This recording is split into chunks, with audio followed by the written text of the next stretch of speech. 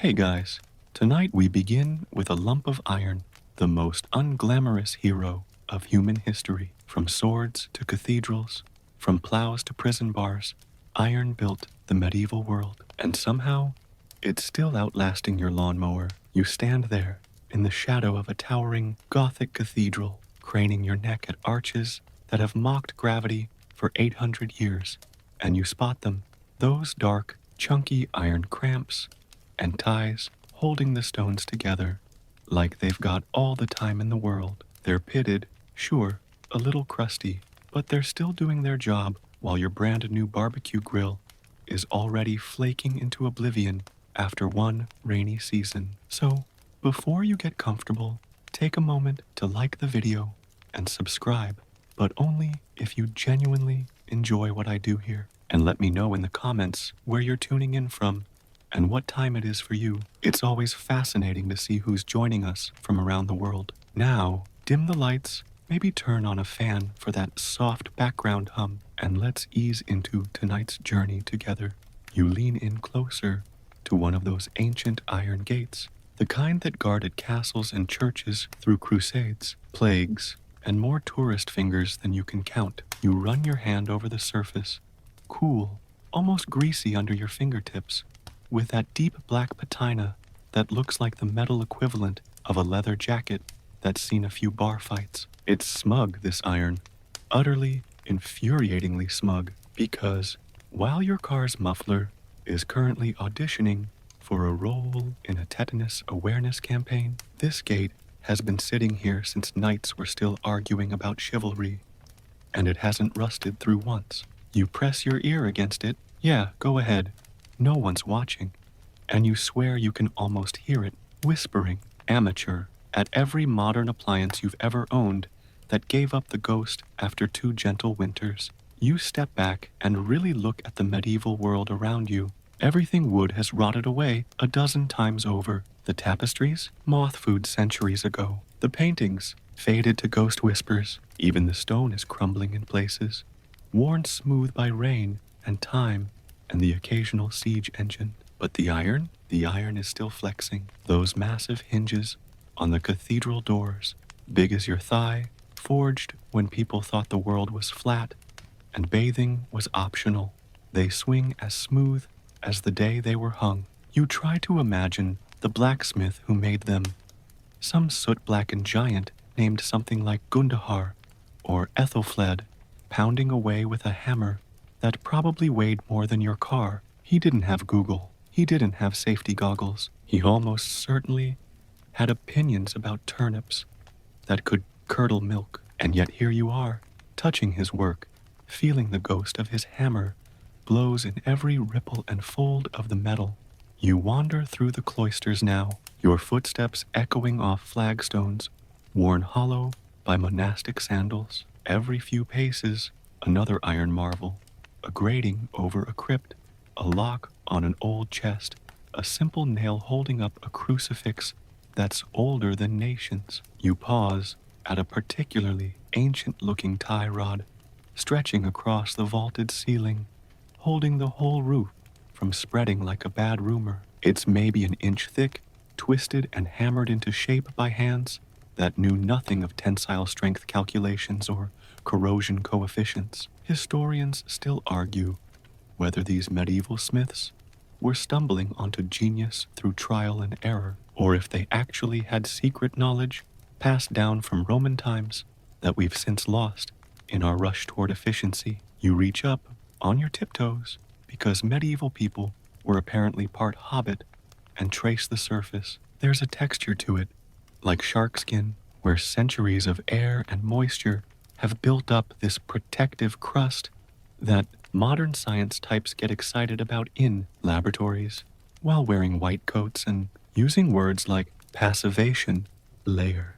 You think about your own life, all the metal you surround yourself with daily, your phone, your keys, your wedding ring if you're the marrying type. How long before they start showing their age? A year? 2? Your car's already got those little orange freckles under the paint, like it's coming down with metallic chicken pox. But this iron, this dirty, lumpy, imperfect iron, It's developed character. It's got stories etched into every pit and seam. You imagine the rain lashing against it during the Black Death, the candle smoke, during midnight masses, the breath of 1,000 pilgrims leaning in for a blessing. And through it all, the iron just endured, like that one houseplant you keep forgetting to water that somehow thrives on neglect and bad decisions.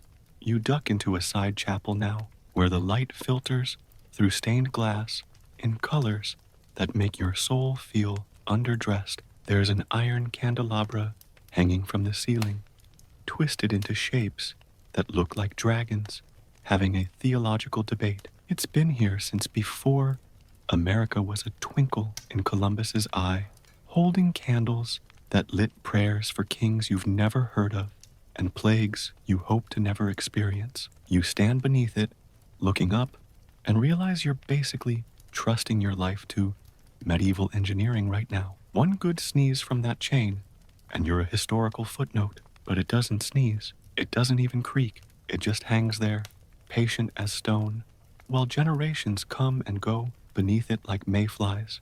You find yourself in the blacksmith's quarter of your imagination now, transported back to a smoky village where the forge glows like a dragon's heart. You watch as a burly figure. He's got arms like bridge cables and a beard that could hide wildlife, pulls a glowing lump from the fire. It's not pretty. It's a bloomy, spongy mess called a bloom, full of slag and impurities, and what scientists would later call the good stuff.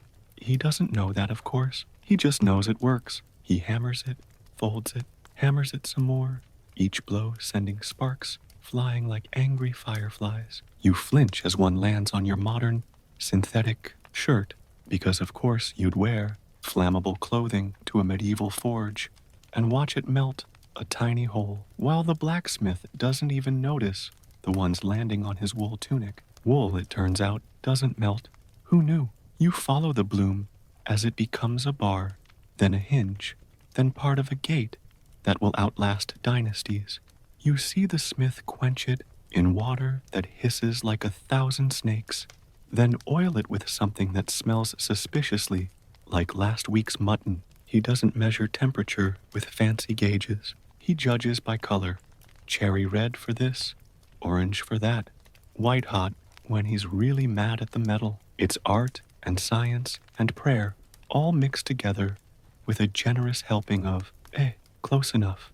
And somehow, this method produces iron that laughs at rust, while your stainless steel cutlery spots if you look at it wrong. You wander past a display of medieval tools, plows that broke virgin soil, axes that felled forests, horseshoes that carried knights into battles, whose names you vaguely remember from history class. They're all here, blackened with age, but structurally sound, while your garden trowel from last spring is already more rust than tool. You pick one up, a simple iron nail, hand-forged, with a square shank and a head that's seen better centuries. It's heavier than modern nails, rough around the edges, but you could drive it through oak, and it would hold until the heat death of the universe. You slip it into your pocket, don't tell the museum, and feel its weight against your thigh like a talisman against planned obsolescence.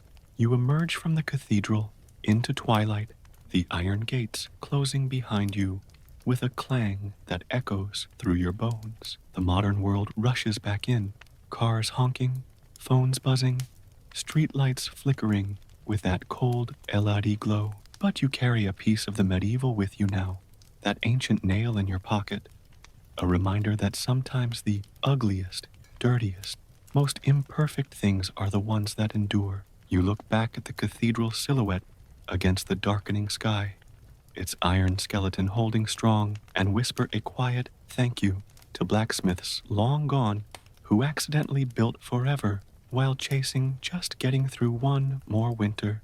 You settle into your favorite chair now, the one that's starting to show its age in ways that make you nervous, and think about how medieval iron was never about perfection. It was about survival. Every impurity, every hammer blow, every accidental discovery in a smoky forge contributed to something that could weather literal centuries of neglect. You glance at your phone, already with a tiny crack in the screen, after one drop, and chuckle. We've mastered spaceflight, split the atom, created cat videos that unite the world, and we still can't make a hinge that lasts longer than a presidential term. You close your eyes and picture yourself back in that forge, the heat on your face, the ring of hammer on anvil like a heartbeat. You feel the weight of the bloom in your hands, hot and heavy and full of potential. You understand now why medieval people treated iron with something approaching reverence. It wasn't just metal, it was partnership. It was the difference between a door that holds against invaders and one that falls at the first kick. It was warmth in winter, food on the table, protection from the dark, and they made it last by not trying too hard to make it perfect.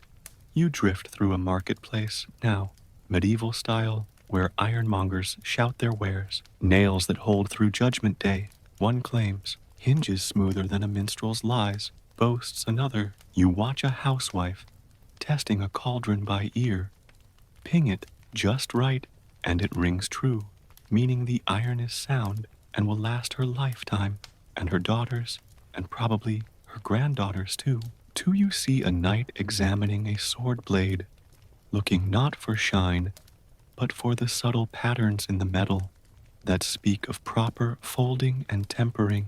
These people knew their iron like sailors know the sea, intimately, respectfully, with a healthy dose of fear for what happens when you get it wrong. You pause at a peculiar sight, a blacksmith demonstrating his craft for children, pulling a red-hot bar from the fire and twisting it into a puzzle ring, while they watch wide-eyed. See, he grunts, iron remembers. You teach it young, and it never forgets. You watch him quench the ring in water that explodes into steam, then hand it to a gap-toothed boy, who immediately starts trying to solve it. That ring will probably still be around in some attic when that boy's great-grandchildren are arguing over inheritance. Meanwhile, your puzzle toys from childhood are lost to time and cheap plastic degradation. You find yourself in a scriptorium now, watching monks illuminate manuscripts by candlelight held in iron candlesticks that have been there since before the Norman conquest. The candles gutter and smoke, wax dripping onto surfaces that have collected centuries of the stuff, but the iron beneath remains untouched. One monk pauses in his work. He's copying a bestiary with illustrations of dragons that look suspiciously like they've met the business end of medieval iron, and notices you watching. The iron holds the light, he says without looking up, so we may hold the word.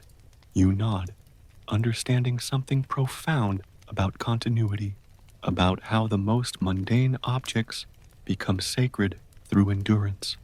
You wander into the armory, where rows of helmets and mail shirts hang like metallic ghosts. You lift a hauberk, heavier than expected, each ring hand-riveted by someone with infinite patience and probably early-onset arthritis. You slip it over your head, feeling the weight settle on your shoulders like responsibility. It's been through battles, hung in storage for centuries, exposed to damp and dust and the occasional curious tourist. And yet, every ring is still linked to its neighbors. You move your arms experimentally, hearing the whisper of metal on metal that once meant life or death on a battlefield. Your smartwatch beeps, battery low after one day, and you laugh at the contrast. You emerge into moonlight now, silvering the cathedral's ironwork until it glows like something enchanted. You trace the patterns in a decorative grill, twisted bars forming roses and vines that have bloomed unchanging for generations. A night watchman passes with a lantern, nodding to you like you're both part of some ancient guild of iron appreciators. Still holding, he mutters, tapping a tie rod affectionately. Always holding. You watch him continue his rounds, checking locks and latches that predate his family line by centuries, and feel a profound sense of connection across time We're all just temporary custodians of these metal miracles. You sit on the cathedral steps now, that ancient nail still in your pocket, and watch the stars wheel overhead. Somewhere up there, satellites made of cutting-edge alloys are already degrading in the harsh vacuum of space, while down here, medieval iron keeps its silent vigil. You think about progress, about how we've traded durability for disposability, permanence for planned obsolescence. Your phone dies completely, because of course it does, and you don't even mind. In the darkness, you can almost hear the forge fires of 1,000 years ago, still burning, still shaping metal that refuses to quit. You stand and stretch, feeling the pull of modern life, calling you back, but you leave a piece of yourself here with the iron.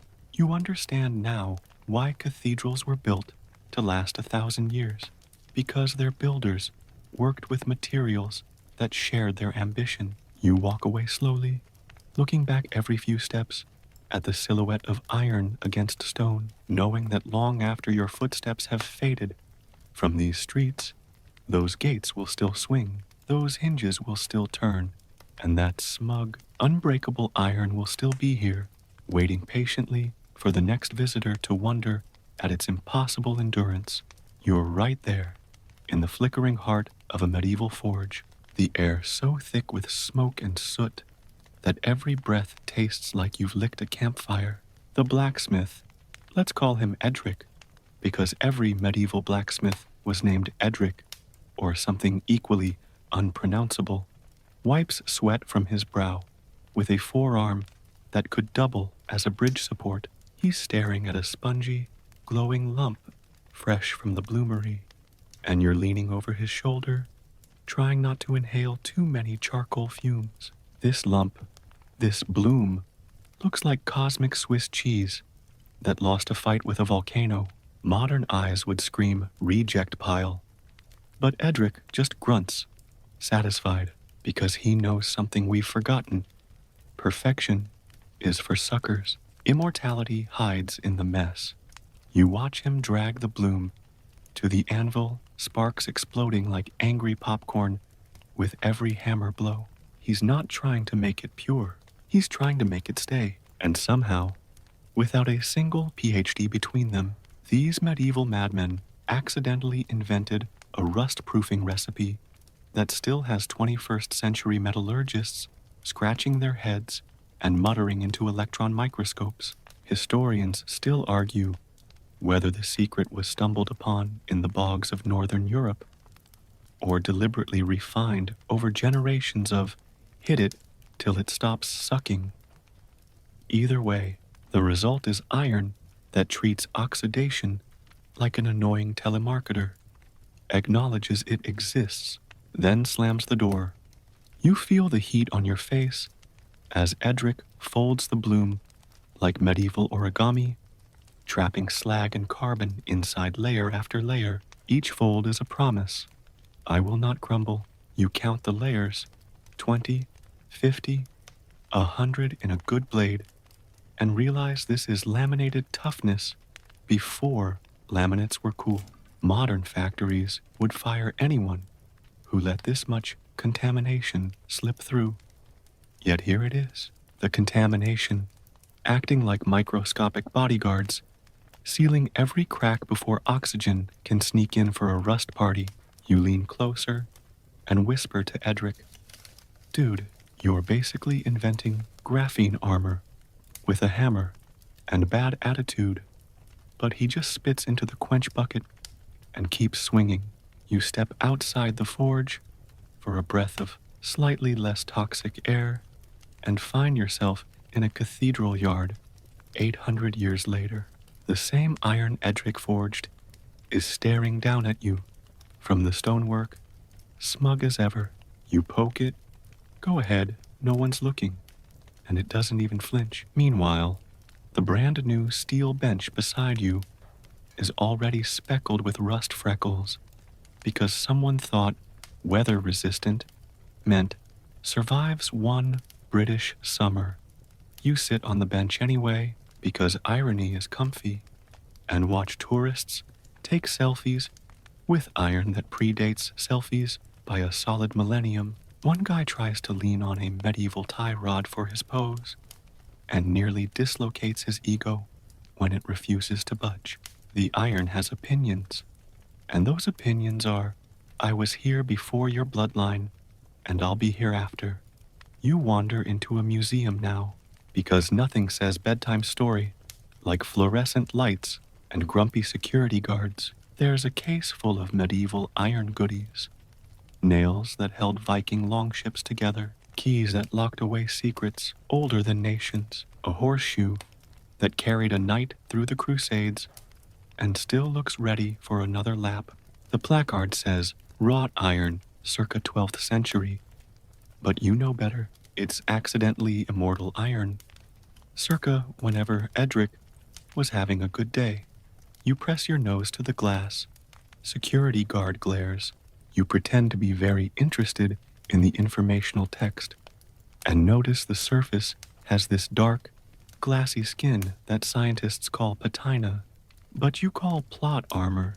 It's formed over centuries as the impurities in the metal reacted with air to create a barrier tougher than your resolve to start flossing. You remember that time your stainless steel fridge started rusting after you spilled orange juice on it? Yeah, this iron has survived actual orange juice equivalents, like the entire Little Ice Age, bird poop frescoes, and tourists licking it for luck. Yes, that's a thing. Don't ask. How you know? You watch a kid in the museum try to scratch his name into an iron artifact with a penny. The penny bends. The iron doesn't even notice. Somewhere, Edric's ghost is laughing so hard, his chainmail rattles. You follow a curator into the back rooms. Somehow, you've charmed your way past the velvet rope, probably by looking pathetic, and she shows you x-rays of medieval iron.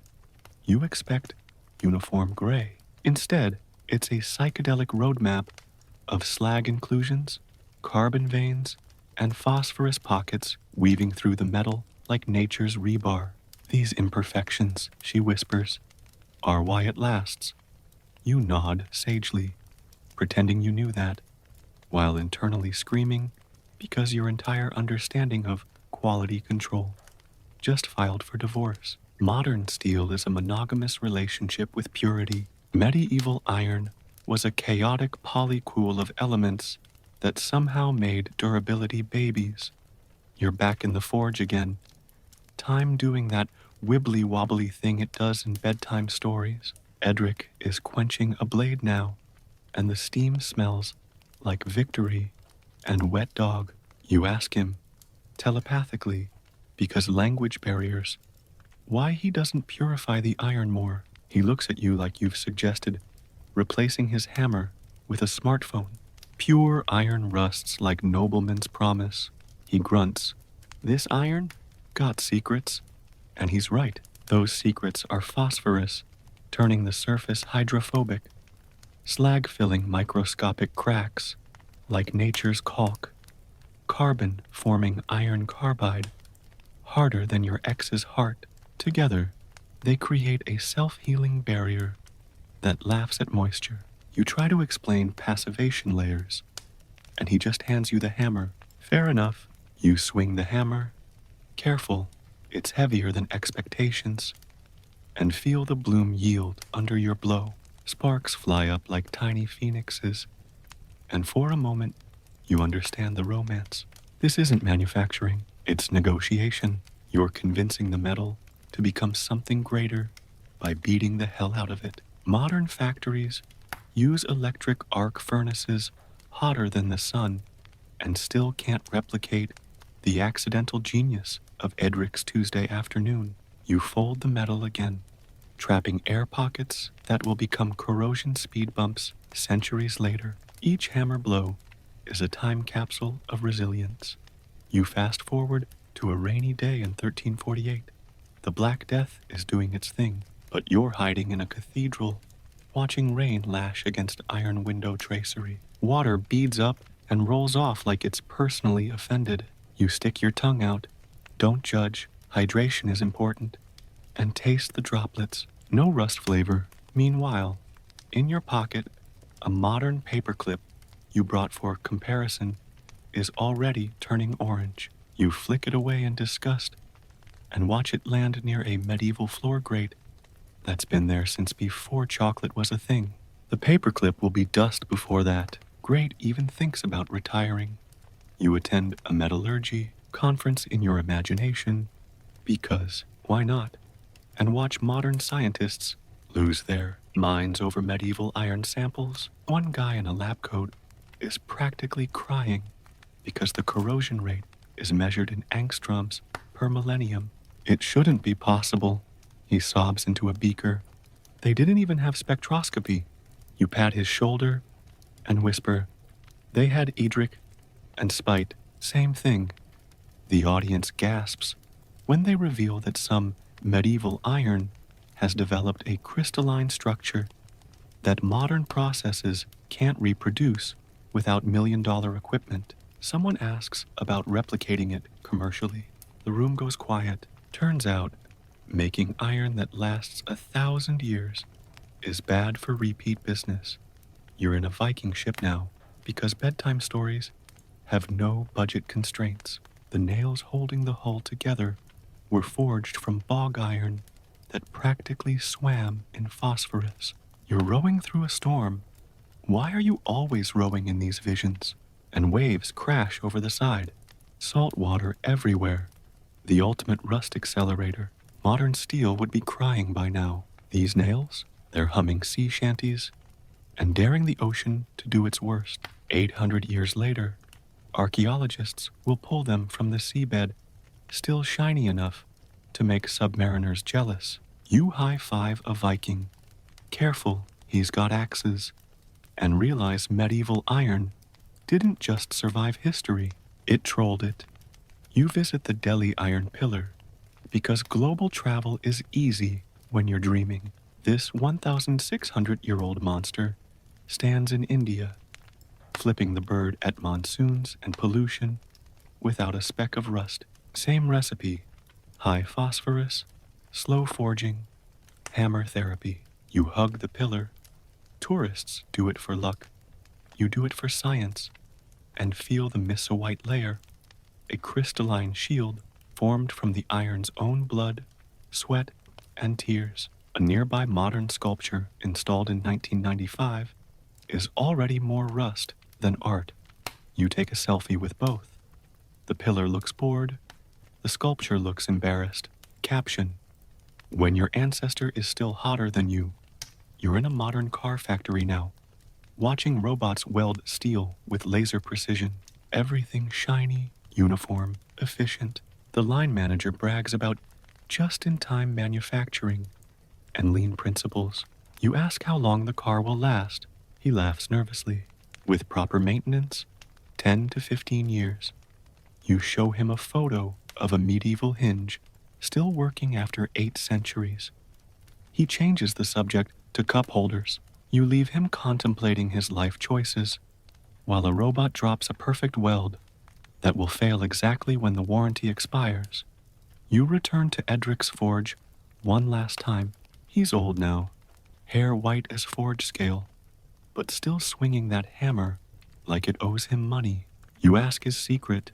He taps the bloom. Not secret. Accident, but good accident.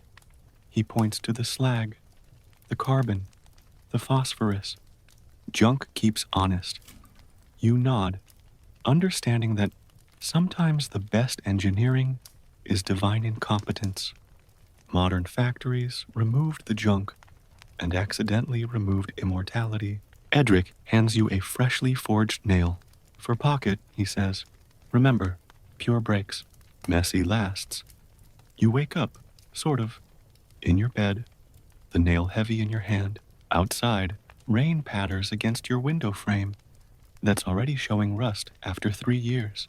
You hold up Edric's nail to the streetlight. It gleams darkly, promising to outlast your house, your car, maybe civilization itself. You smile and tuck it under your pillow like a tooth fairy in reverse. Tomorrow, you'll probably lose it in the laundry. But tonight, You dream of forges where immortality was forged by accident, one dirty, glorious hammer, blow at a time. You drift through a battlefield now, because contrast is king. Medieval swords clash, edges nicked but never crumbling. A knight's blade has seen 100 fights and still holds an edge sharp enough to part mail, like gossip.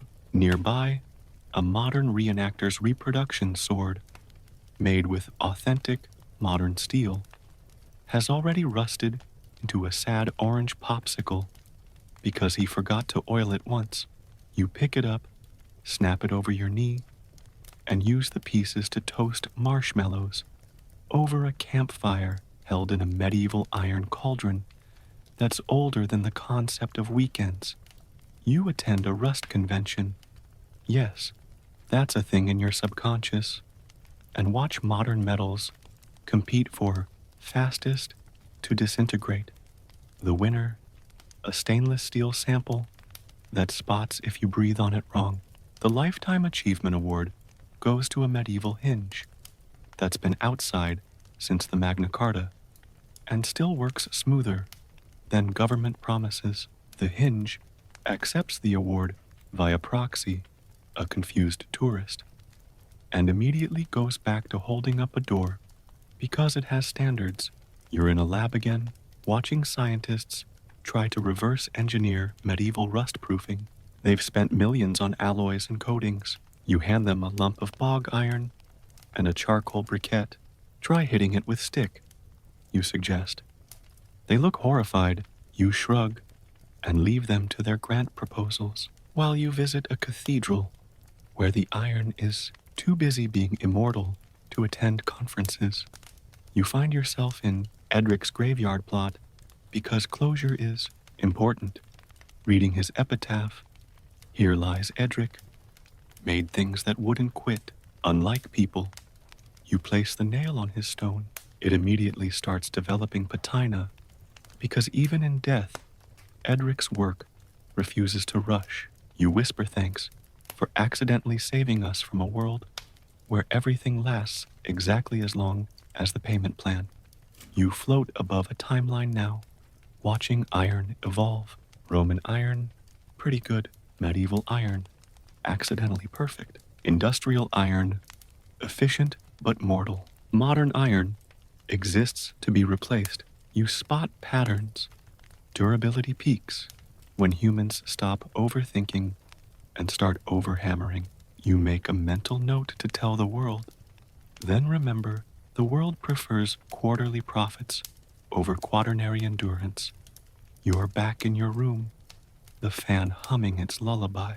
Edric's nail glints under the pillow, a tiny black hole of permanence in a universe of planned obsolescence. You close your eyes and hear the forge again.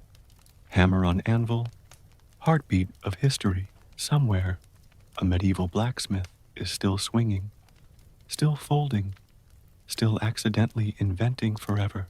And you sleep the sleep of someone who knows that the ugliest lumps sometimes hide the longest lives. You kneel in the dim glow of the forge, eyes watering from the acrid smoke, as Edric triumphantly lifts a fresh bloom and lets it cool just enough to handle. He cracks it open like a rotten egg, and out tumbles the star of tonight's show, slag. This glassy, blackish goo looks like dragon snot that cooled mid-sneeze, and Edric scoops it up with the same reverence you reserve for pizza on Friday night. To him, it's Tuesday. To modern factories, it's a 4-letter word followed by a multi-million-dollar filtration system. But you're about to witness how medieval garbage became the ultimate corrosion bodyguard, the unsung hero that turned ordinary iron into a rust-proof tank. You watch Edric hammer the bloom, and every blow squeezes out more slag, like pimple popping on a cosmic scale. Some squirts onto the floor, where it hardens into shiny black puddles. The apprentices use as mirrors to check their medieval mullets. The rest stays trapped inside the iron, scattered like freckles across a redhead's nose. Edric doesn't know it, But those freckles are about to save civilization, one hinge at a time. You lean in and whisper, "Dude, you're literally filling micro cracks with nature's epoxy." And he grunts something that roughly translates to "speak Latin" or "shut up." You follow a droplet of slag as it cools inside the metal, forming tiny glassy inclusions that seal pathways oxygen would use to sneak in and throw a rust rave. It's like the iron has built-in pothole repair crews made of molten rock. Modern steel spends billions trying to remove every trace of slag because purity, but medieval iron kept it like a hoarder keeps newspapers. And guess whose garden gate is still standing after 8 centuries, while your premium stainless steel BBQ is flaking faster than your New Year's resolutions. For you're standing under York Minster now, staring up at iron tie bars installed when knights were still jousting for fun. The stone around them has eroded, the mortar crumbled, but the iron's surface is coated in this dark, glassy patina that's basically slag's great-great-grandkids still on duty. You run your finger along it and feel the texture, slightly bumpy, like Braille for "I laugh at acid rain." A tourist nearby complains that his new titanium watch is already scratched. You hand him a medieval nail from your pocket dimension. Try this. Comes with built-in plot armor. You dive into the metal itself. Because why not go full Fantastic Voyage? And suddenly, you're microscopic, surfing iron atoms like silver waves. Ahead, a crack tries to form where oxygen sneaks in. But bam, slag inclusion, dead ahead. The oxygen bounces off like a drunk at a velvet rope. You high-five the glassy speck and move on to the next offender. A silica-rich pocket that's basically medieval Gorilla Glass. Rust tries to form, but the slag keeps sealing the deal faster than oxygen can say oxidation. You wave at corrosion particles as they sulk away, defeated by garbage. You resurface in a quirky little museum in Sweden where they keep a collection of medieval iron that survived being buried in bogs for centuries. The curator, a woman with glasses thicker than cathedral doors, explains that the slag reacted with bog acids to form even tougher compounds. "It's like the iron went to spa treatments in hell and came out refreshed," she says. You nod, remembering that one time your car battery corroded because you parked under a tree. Birds, nature's rust assassins, medieval iron parked in actual swamps and came out shinier. You're in a rainstorm now, medieval edition. Water lashes against a castle gate forged by Edric's cousin, Edric II. You watch droplets hit the surface and bead up, rolling off harmlessly because the slag has created a hydrophobic barrier smoother than a politician's promise. Meanwhile, a modern reenactor's authentic reproduction gate nearby is already crying orange tears. You pat the medieval gate affectionately. "Good garbage," you whisper. It creaks approvingly. You attend a slag appreciation seminar. Yes, your dreams are weird, and watch metallurgists weep over samples where slag has formed phyolite and woostite crystals that bond with the iron matrix like molecular rebar. One guy hugs a printout and sobs, "It's self-healing." You hand him a tissue and explain that medieval blacksmiths achieved this by basically yeeting impurities into the metal and calling it a day. The room erupts in jealous applause. You're in India again, hugging the Delhi iron pillar, because personal space is a modern invention. The surface here is extra slaggy, high silica content from ancient furnaces that basically glaze the pillar like a donut. You lick it, don't judge science, and taste nothing but victory. Nearby, A 1950s steel sculpture installed for comparison is more whole than statue. You take a selfie with both. The pillar photobombs perfectly. You slip into a modern steel mill where slag is treated like radioactive waste. Giant ladles dump it into cooling pits while engineers in hazmat suits cheer. You sneak a sample of medieval-style slaggy iron into their purity-obsessed furnace. Alarms blare, managers faint, the metal comes out laughing at rust, and the entire production line quits in protest. You leave a note. Sometimes garbage is treasure, love, history. You're forging your own nail now, because hands-on learning. Edric guides your hammer. His ghost is surprisingly chill, and you feel the slag squirt between layers like molten glue. Each inclusion is a promise. I will seal your cracks before they become canyons. You quench the nail and watch the surface bloom with that dark, glassy skin. You hold it up to the light. It's ugly, it's lumpy, it's perfect. You tuck it beside the previous nail under your pillow. Collection growing. You visit a shipwreck because bedtime stories have scuba gear and swim through a 14th century cog that sank in the Baltic.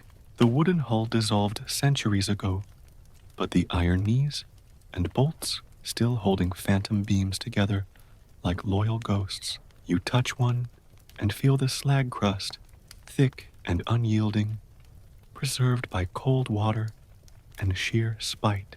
A modern cruise ship that sank last year nearby is already a rust skeleton. You wave at confused fish.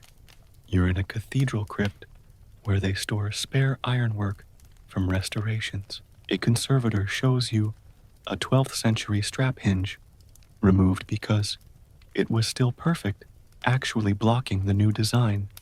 You gasp. They replaced immortal iron with modern coated steel that will need replacing in 50 years. You weep quietly into your hoodie. The hinge winks at you from its storage crate, secure in the knowledge that someone, someday, will need it again.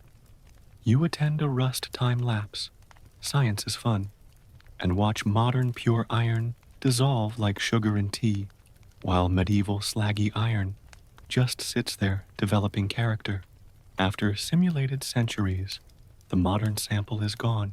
The medieval one has gained a classy patina and maybe started a wine collection. You toast it with imaginary mead.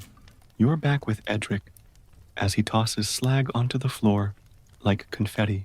Waste not, he grunts, using cooled pieces to patch his furnace.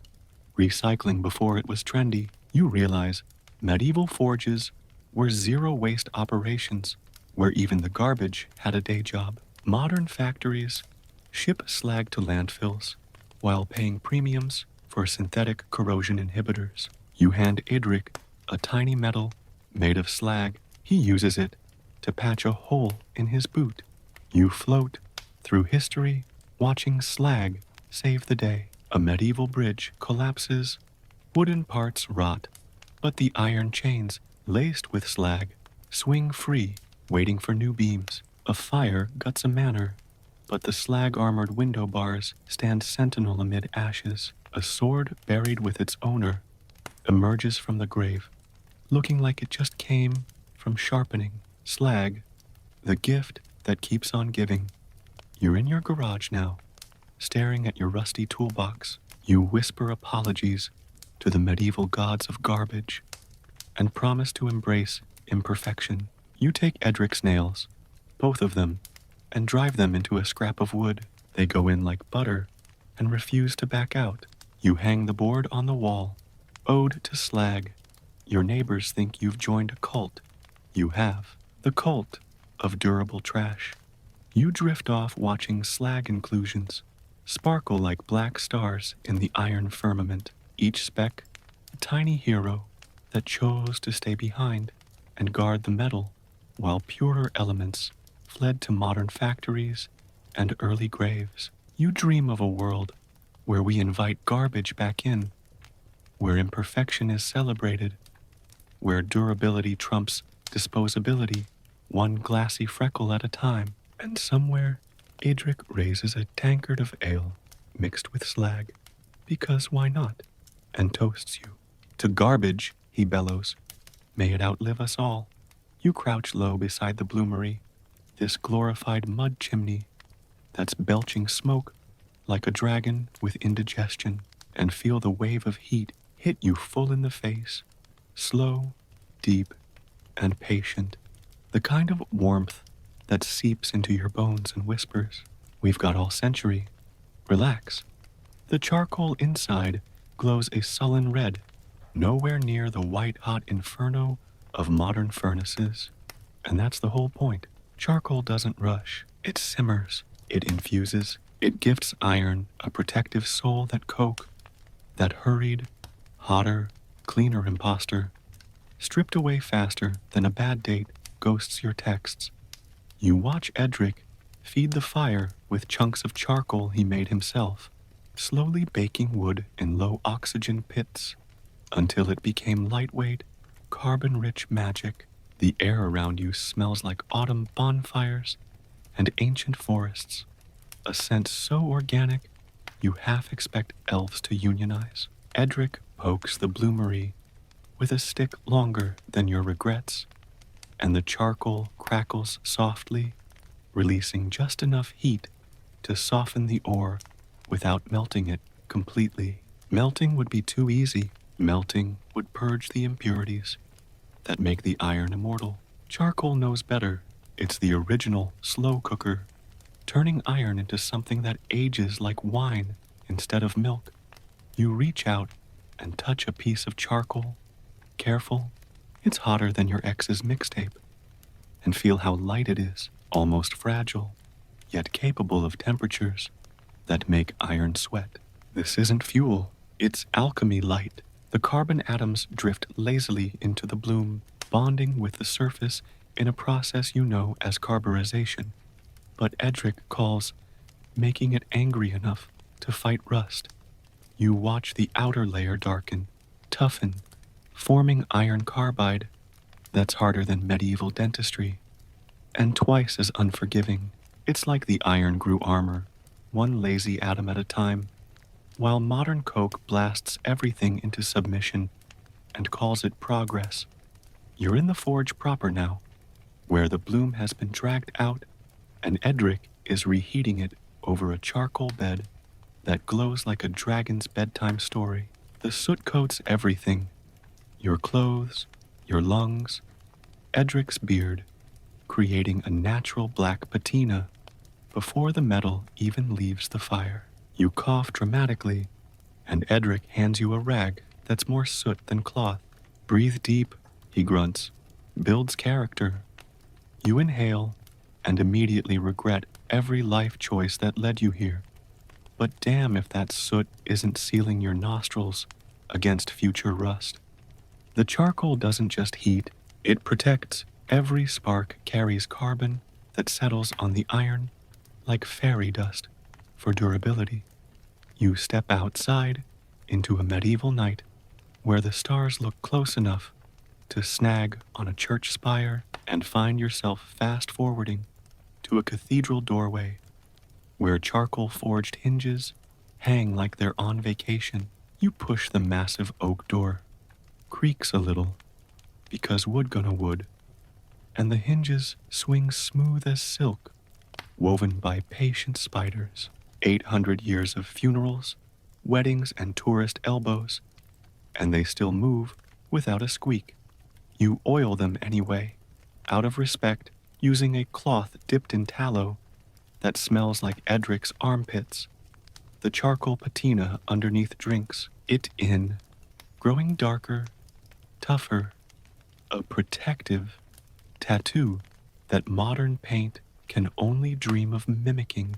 You're in a modern steel mill now, because contrast keeps you awake, watching coke-fueled blast furnaces roar like jet engines on steroids. The heat is brutal, efficient, stripping away phosphorus and slag, and everything that made iron soulful. The metal comes out pure, shiny, and doomed. You ask a worker how long the product lasts, He shrugs, long enough for the next contract. You show him a photo of a charcoal-forged Viking nail, pulled from a bog still gleaming after a millennium. He changes the subject to lunch breaks. Coke gave us quantity. Charcoal gave us quality that mocks calendars. You dive into the chemistry, because bedtime stories can be nerdy, and watch carbon atoms from charcoal migrate into the iron's surface. Like refugees fleeing purity, they form cementite, that tough little compound that turns the outer layer into a rust-resistant shield. It's not thick, maybe a millimeter, but it's enough to make oxygen weep. You imagine rust particles showing up like door-to-door salesmen, and the charcoal-infused surface slamming the door with a polite, "No thank you." Meanwhile, coke-forged steel invites them in for tea and dies of politeness within decades. You're back in the bloomery as Edric pumps the bellows. Squeal, hiss, squeal, hiss, like a symphony of asthmatic pigs. The charcoal glows brighter, but never too bright, keeping the temperature in that sweet spot where impurities stay put and carbon seeps in lazily. Historians still argue whether medieval smiths knew charcoal was superior for longevity, or if they just used it because trees were free and coke hadn't been invented by people with deadlines. You vote for both, because nothing says medieval like accidental sustainability. You wander through a charcoal burner's camp in the forest, where men tend pits covered in earth, slowly starving wood of oxygen until it becomes fuel, fit for gods.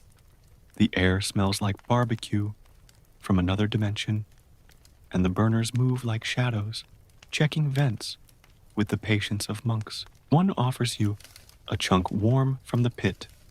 You pocket it, souvenir, and feel its lightness, its power.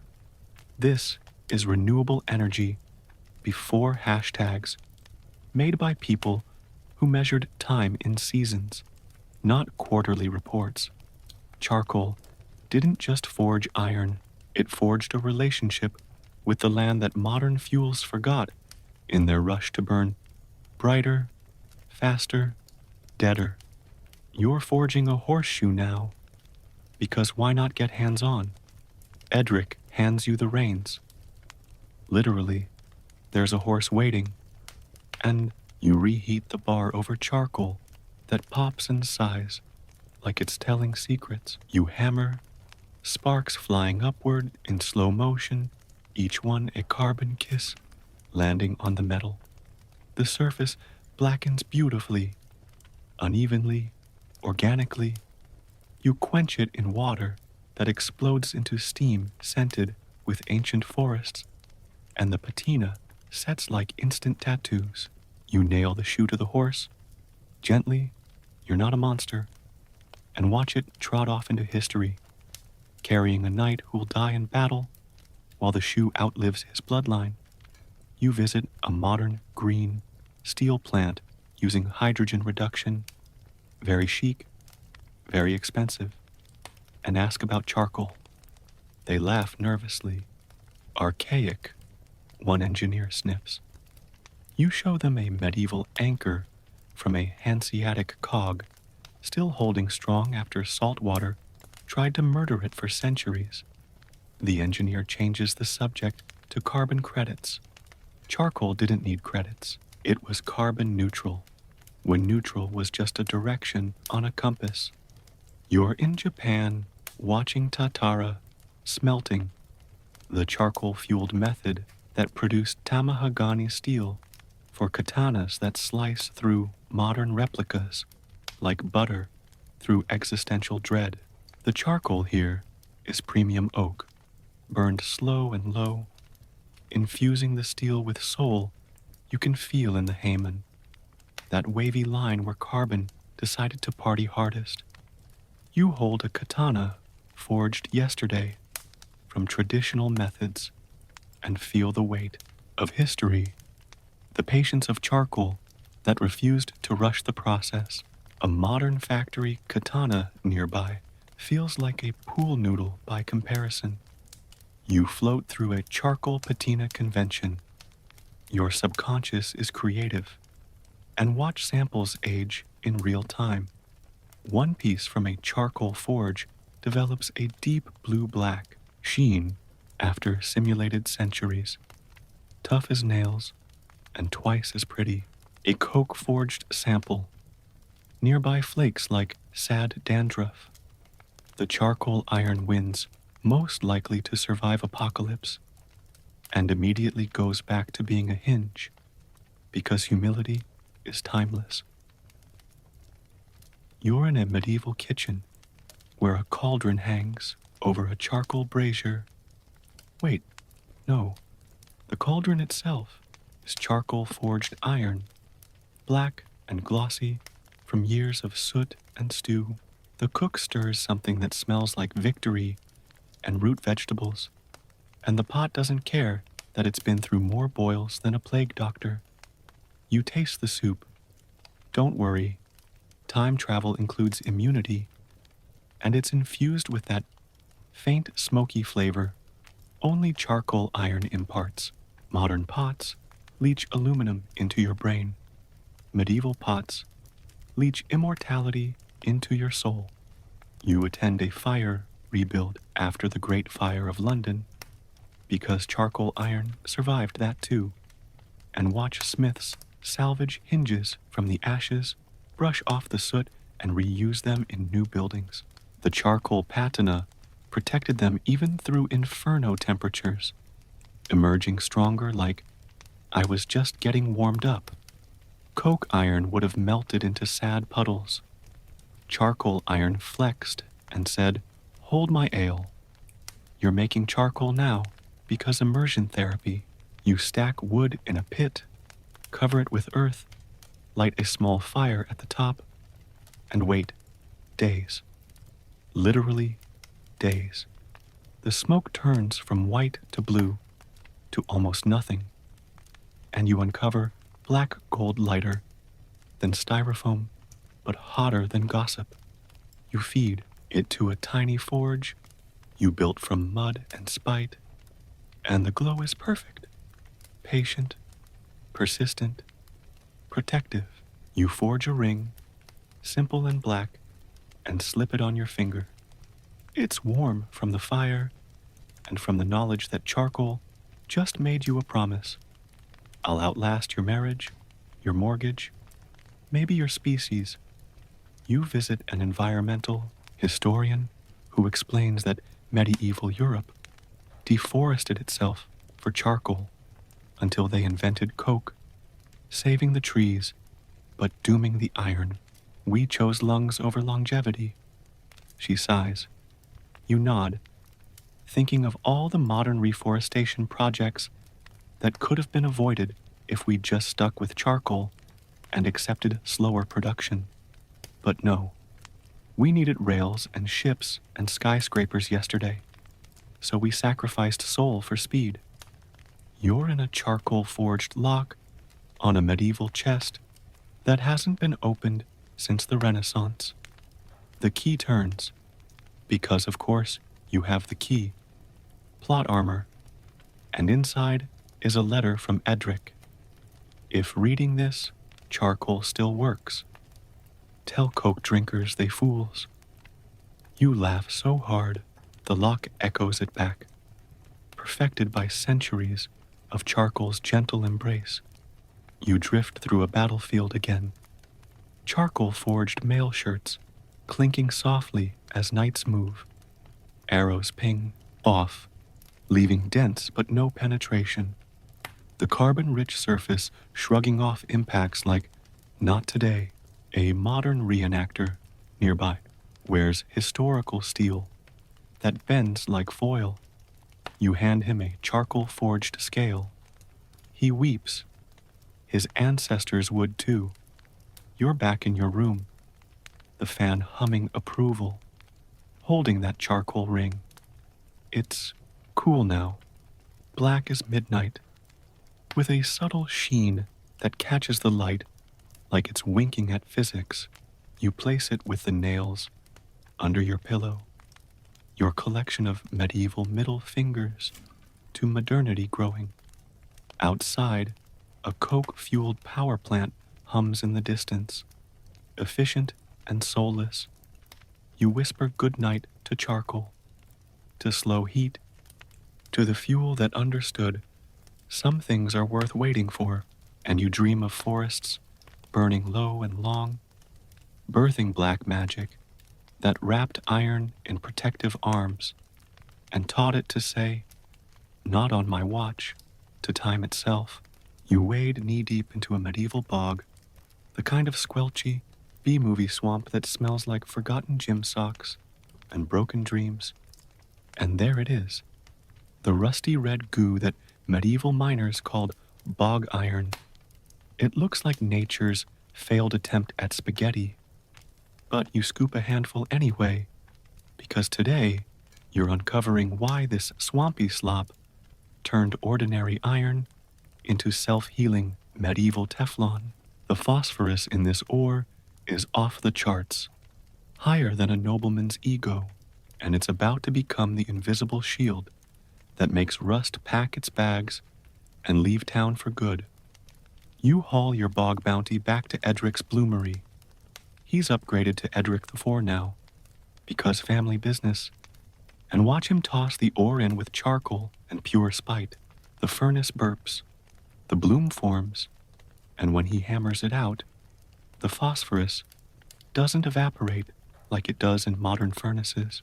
It stays, migrating to the surface like a protective big brother, forming a phosphate passivation layer that scientists today name drop to sound smart, but medieval folks just called not rusty yet.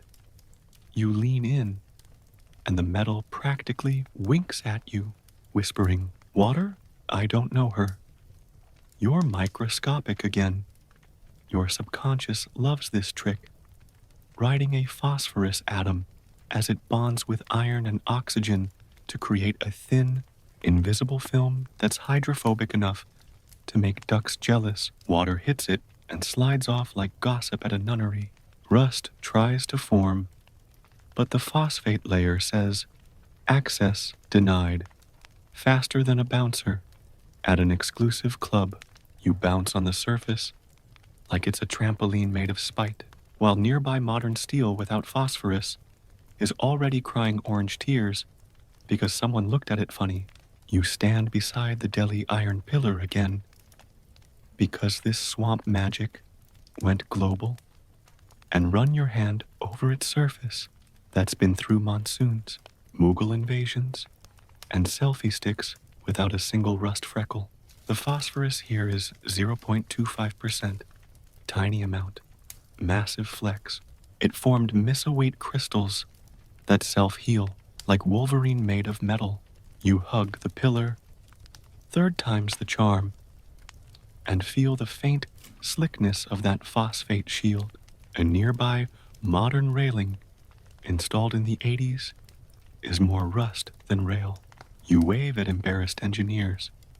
You're in a Viking longhouse now, because phosphorus loved cold, wet places. The nails in the walls came from Swedish bogs, where the ore soaked up phosphorus like a sponge at a wine tasting. You pull one out, careful, structural integrity, and it gleams faintly after 1,000 years buried in damp earth. Archaeologists call these phosphorus-enriched artifacts. You call them swamp superheroes. A modern nail you brought for comparison dissolved just from humidity in your pocket. You flick the rust dust away and apologize to the Vikings. You hammer alongside Edric IV, feeling the bloom yield under blows that drive phosphorus to the surface where it reacts with air to form that magic barrier. He doesn't know the chemistry. He thinks the bog spirits bless certain ores, but he knows the iron from the swamp doesn't rot in damp cathedrals. You quench the bar and watch water bead up and roll off like it's late for a meeting. You try the same with a modern low phosphorus sample. It hisses, oxidizes, and judges your life choices. You're in a damp English crypt where iron grills have guarded tombs since the Normans were new. The air is wet enough to make bread moldy mid-sentence. But the grills, dry as a monk's humor, phosphorus, turned the surface into medieval Teflon, repelling moisture like a cat repels baths. You breathe on it, fog forms everywhere else, but the grill stays clear, smug, unblemished. Historians still argue whether Northern European smiths selected high phosphorus ores deliberately, or if the swamps just handed them immortality on a rusty platter.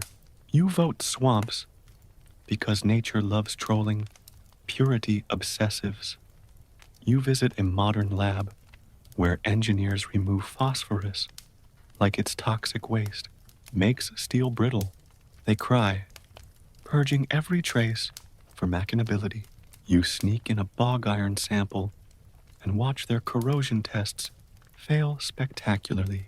The medieval iron sits in salt water for months and emerges shinier, while their superior alloy dissolves like politicians' promises. One scientist weeps into a beaker. You pat his back. Sometimes brittle is beautiful. Brittle keeps the rust out. You're forging a sword now, because phosphorus deserves drama. The bog ore bloom is extra lumpy, extra gifted. You fold it 20 times. Legend says 30, but your arms disagree, and each fold pushes phosphorus to new surfaces. You quench, and the blade sings, the phosphate layer forming instantly, like armor plating from another dimension.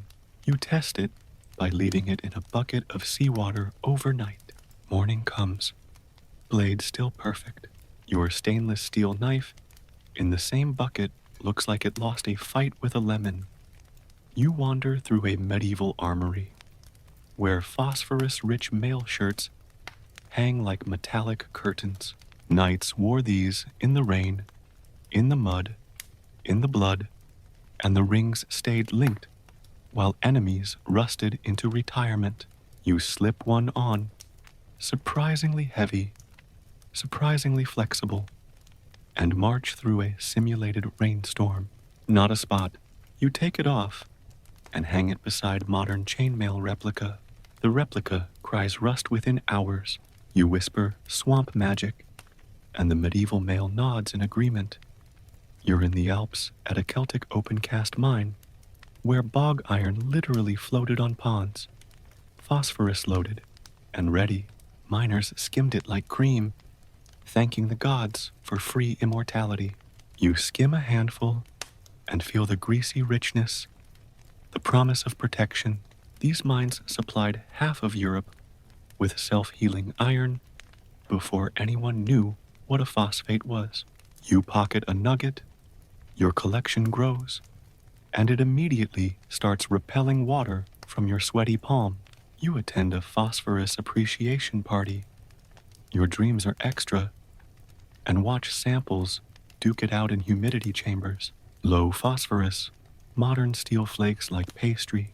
High phosphorus medieval iron develops a classy dark skin and sips imaginary tea.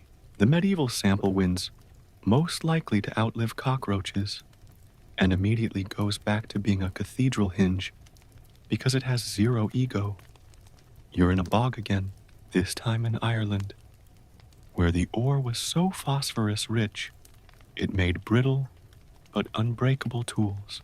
Farmers plowed with shares that snapped modern replicas but lasted generations in acidic soil. You plow a furrow, careful, back pain is timeless, and the share emerges clean, the phosphate layer shedding mud like gossip sheds truth. Your aluminum shovel from home bends just from watching. You dive into the science, nerd alert, and watch phosphorus react under heat to form iron phosphate that bonds tighter than family at a will reading. It's passive, meaning it forms once and chills forever, self-repairing if scratched, because more phosphorus migrates up like, I got this. Modern stainless uses chromium for the same trick, but chromium flakes if you sneeze. Phosphorus laughs at sneezes. You're in a French cathedral where wall ties hold stones that have shifted over centuries, but the iron unmoved. Phosphorus made it hydrophobic enough for damp walls to weep alone. You touch a tie and feel the slickness, the refusal to bond with water. A conservator nearby replaces a modern anchor rod, already rusting after 20 years. You hand her a medieval nail. She weeps. The cathedral sighs in relief. You forge a key now, because symbolism, bog ore, charcoal, hammer therapy, the phosphorus rises to the surface as you work, forming that invisible shield. You test it in vinegar, rust accelerator deluxe, and it emerges untouched. Your car key in the same bowl dissolves into sadness. You hang the medieval key on a chain around your neck. It's warm from the forge and from the knowledge that swamp goo just made you rust-proof. You visit a scholarly debate because arguments are cozy and watch experts bicker over phosphorus levels. One side says deliberate selection from phosphorus-rich regions. Other side says happy accident from local ores. You raise your hand. Why not both? They ignore you because you're wearing a Swamp Magic t-shirt. Fair. You're in a peat bog preservation site where iron artifacts emerge after millennia, looking factory fresh. The anaerobic environment helped, but phosphorus did the heavy lifting. You hold a 9th century knife that could slice modern bread or modern steel. The curator calls it the bane of restorers because there's nothing to restore. You call it perfection through pond scum. You drift through history, watching phosphorus save the day. Viking ships sail oceans with bog iron nails that repel salt water like introverts repel parties. Norman castles withstand sieges where damp dungeons rot everything but the locks. Renaissance gates swing through wars and weddings untouched by time's orange touch. All because some ancient miner said, swamp goo works, and changed metallurgy forever. You're in your bathroom now, random but relevant, staring at your rusty shower caddy. You whisper apologies to phosphorus and promise to seek it out next time. You take the bog-forged key from around your neck and hang it where the caddy was. Water beads up and rolls off. Your roommate thinks you've lost it. You have. To swamp superpower. You fall asleep with the key clutched in your hand. Cool and slick and eternal. Outside, rain patters against windows, framed in modern steel, already spotting. You dream of bogs bubbling with promise, of phosphorus rising like a hero from the muck, of iron that learned to say, not today, to rust because some swamp said so. And somewhere, Edric IV raises a tankard of bog water and toasts you.